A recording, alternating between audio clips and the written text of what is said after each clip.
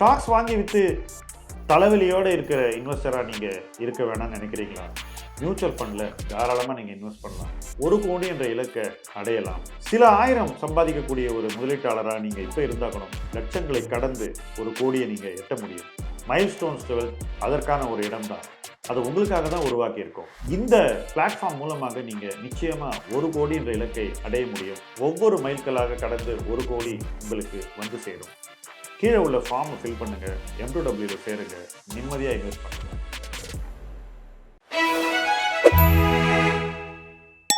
Costly ஸ்டாக்ஸ்னா உங்களுக்கு பிடிக்காதா sir? இந்த கேள்வியை ஒரு யங்ஸ்டர் கேட்டார். காஸ்ட்லி ஸ்டாக்கோ சீப் ஸ்டாக்கோ நிறுவன மதிப்பை சார்ந்து நாம் நம்முடைய நிறுவன பார்வைகளை மாற்றிக்கொள்ள வேண்டிய அவசியம் இல்லை. ஃபர்ஸ்ட் பாயிண்ட், முக்கியமான பாயிண்ட். ஏன்னா ஒரு நிறுவனம் நல்ல நிறுவனமா இல்லையாங்கிறது நிறுவன மதிப்புக்கு அப்பாற்பட்ட ஒரு விஷயம்.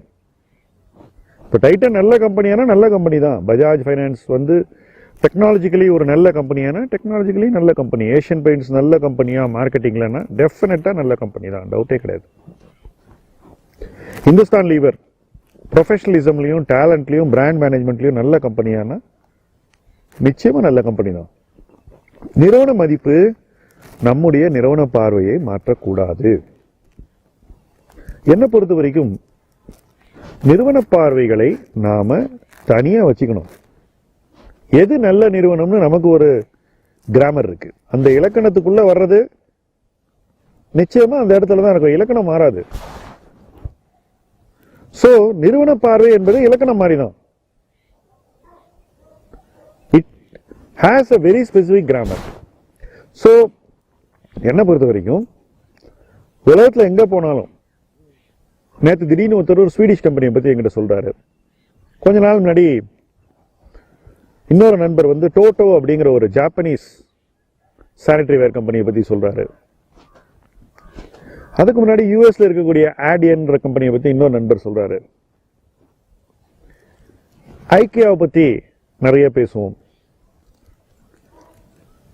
இப்படி பல நிறுவனங்களை பற்றி நம்ம பேசுகிறோம். பெர்க்ஷயருக்குள்ளே இருக்கக்கூடிய கம்பெனிஸை பற்றி எவ்வளவோ பேசியிருக்கோம். ஸோ இந்த உரையாடல்கள் எல்லாமே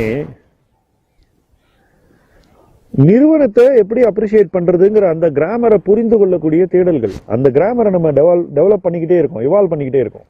அந்த கிராமரை நிறுவன பார்வைங்கிறது நமக்கு ஒரு டேஸ்ட், அது அக்வயர்ட் அண்ட் க்ரோன், அது வளர்ந்துகிட்டே இருக்கும். இதுல நாம அதை வேகமா வளர்த்துக்கணுன்ற ஒரு ஆர்வ கோளாறுல வேண்டாத விஷயங்களை நம்ம இதுல சேர்த்துக்க கூடாதுங்கிறது தான் பேசிக் ரெஸ்பான்சிபிலிட்டி. கேர்ஃபுல்லா சேர்த்துக்கணும். இப்போ 1993ல எனக்கு மேரிகோ, பிடிலைட் போன்ற கம்பெனிஸ் ரொம்ப பிடிக்கும். அதுக்கப்புறம் டாபரை பிடிக்கும் எஃப்எம்சிஜியில். 1993ல எனக்கு யுனைடெட் ஸ்பிரிட்ஸ், யுனைடெட் பிரிவரிஸ் பிடிக்கும். அதாவது அந்த காலகட்டத்தில் பெயர்கள் வேற, பட் ரொம்ப பிடிக்கும்.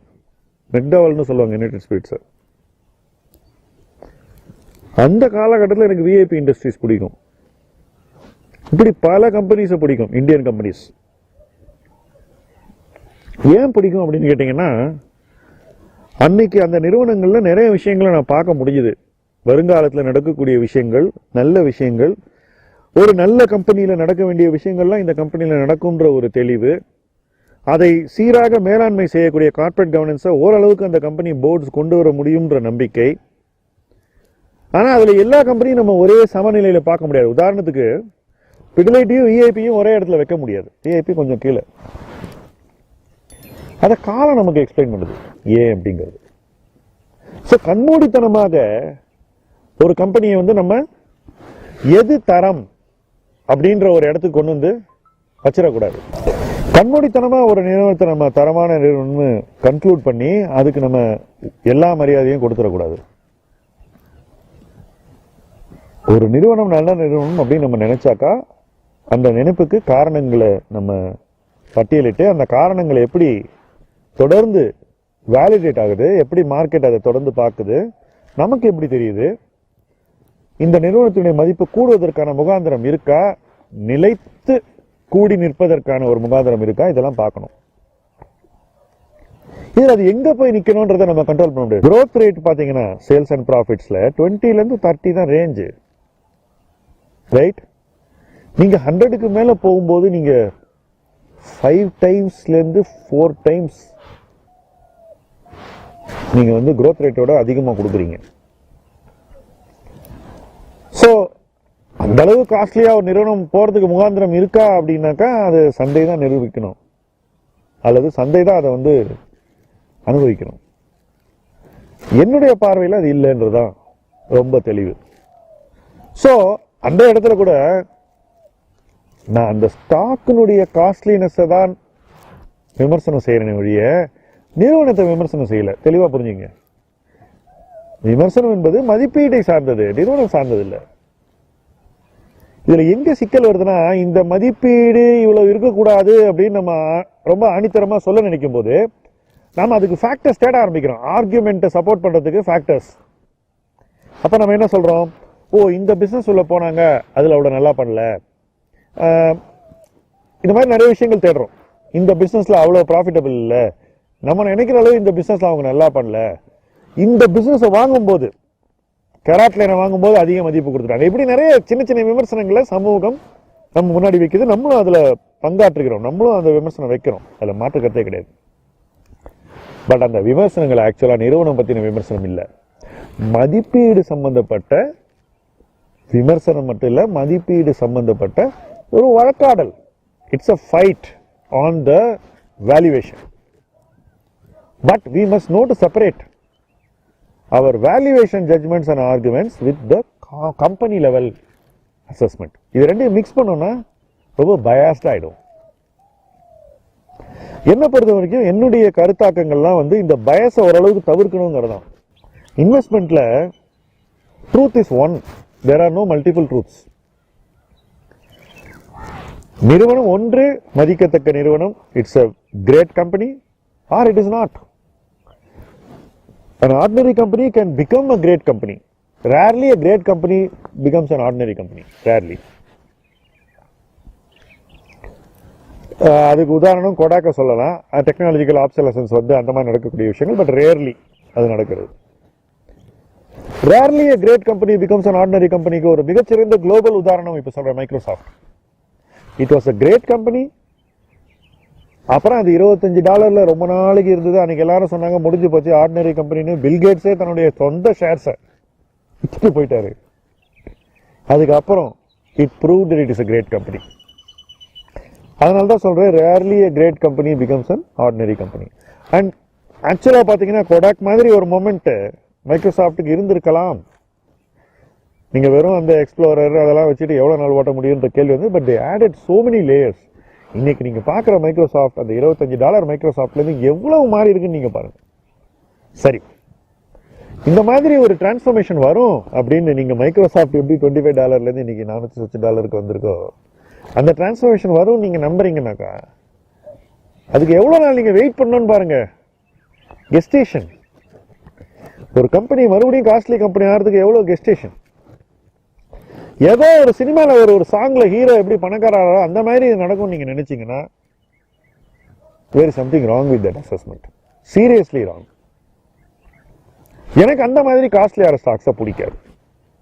நீங்க வந்து ஒருத்த பஸ் பண்றான்னு சொல்லி நேரம் அவன் வேல்யூவேஷனை 10,000 கோடி கொண்டு போனீங்கனாலோ, ப்ராஃபிட்டே ரொம்ப அதிகரிக்காம ஒரு கம்பெனியினுடைய மதிப்பை நீங்க பயங்கரமா கொண்டு போய் இவி ஸ்டோரி அப்படின்னு சொன்னாலோ, சோலார்ல வந்து கவர்மெண்ட் ப்ரொடெக்ட் பண்ணது இவ்வளவு ப்ராஃபிட் வருது அதனால இதுக்கு இவ்வளவு மதிப்பு கொடுக்கணும் 10,000-20,000 கோடிக்கு ஒரு கம்பெனியை கொண்டு போனாலும், நான் நீங்க ஒரு ஸ்டாக் எப்படி காஸ்ட்லி ஆக்குறீங்க அப்படிங்கிற விஷயத்த பார்த்து அதுக்கு ரியாக்ட் பண்றேன். அந்த டெக்னாலஜிக்கோ அந்த கம்பெனியுடைய மேனேஜ்மெண்ட்டுக்கோ நான் ரியாக்ட் பண்ணல. நம்ம வந்து வேல்யூவேஷன் கொடுக்குற ப்ராசஸுக்கு நான் ரியாக்ட் பண்றேன். நான் ரியாக்ட் பண்றது என்னுடைய கடமை, அது என்னுடைய லேர்னிங், அதுதான் என்னுடைய அனுபவம், நாளைக்கு எனக்கு உபயோகப்பட போகிறது. ரியாக்ட் பண்ணாம டம்மி மாதிரி உட்காந்துட்டு இருந்தாக்கா, அல்லது சந்தையில் நடக்கக்கூடிய எல்லா விஷயம் ஏத்துக்கிட்டாக்கா, நான் வந்து வெறும் நியூஸ் டேக்கரா இருப்பேன், ஃபாலோவரா இருப்பேன், அவ்வளவுதான். எனக்கு என் கையில ஒண்ணுமே இல்லாத காலகட்டத்தில் பணம் கிடையாது, எக்ஸ்போஷர் கிடையாது, ஃபைனான்சியல் நாலேஜ் கிடையாது, நெட்வொர்க் கிடையாது,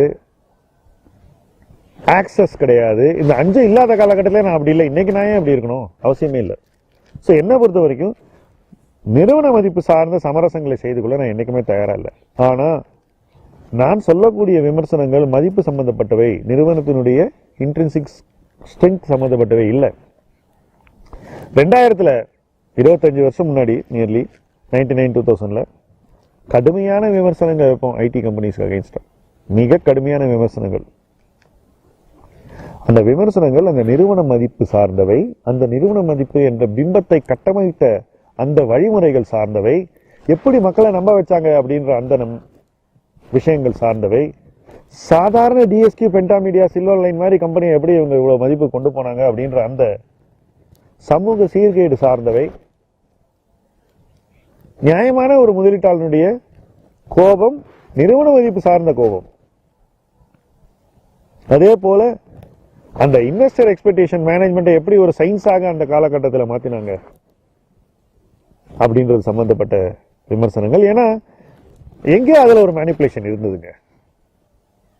அந்த மேனிப்புலேஷன் இழிக்கிறதுக்கு 13 வருஷம் ஆச்சு. 2013 தான் அது இழிச்சிருச்சு. ஏன்னா நீங்க சமூகத்துக்கு முன்னாடி நிறுத்தக்கூடிய முகத்தை சமூகம் ஏற்கவில்லை. அவங்க நீங்க சொன்ன விஷயத்தை நிராகரிக்கல. ஃபர்ஸ்ட் அந்த ஃபேஸை நிராகரிச்சாங்க. யார் அதை சொல்றானோ அவனை நிராகரிச்சான். அப்புறமா என்ன ஆச்சுன்னா அந்த பிம்பத்தையும் அவங்க நிராகரிச்சாங்க. ஸோ அது உடஞ்சிருச்சு.